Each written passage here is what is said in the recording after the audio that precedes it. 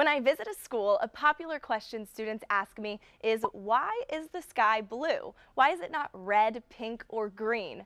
But when you get a text from your news director asking, why is the sky purple? You know it's time for an explainer. Now, we were the lucky ones across the First Coast with just a brush from Hurricane Michael. The storm even left us with this. Blew my mind. The answer to these questions can be found by looking at the trillions of particles floating around in our atmosphere, most of which cannot be seen to the human eye. Now, as sunlight shines down to Earth, most of the colors of the spectrum are able to reach the surface uninterrupted. But the shorter wavelengths, blue and violet, are scattered in every direction. This light bounces from particle to particle until it eventually reaches your eyes.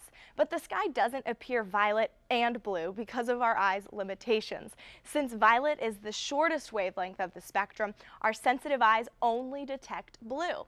However, the violet is there, and we saw it after Hurricane Michael. But why?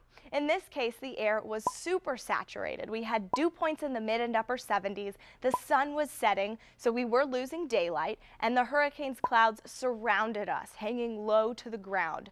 This combination allowed our eyes to see your true colors. Since violet is there to begin with, we just don't usually get to see it.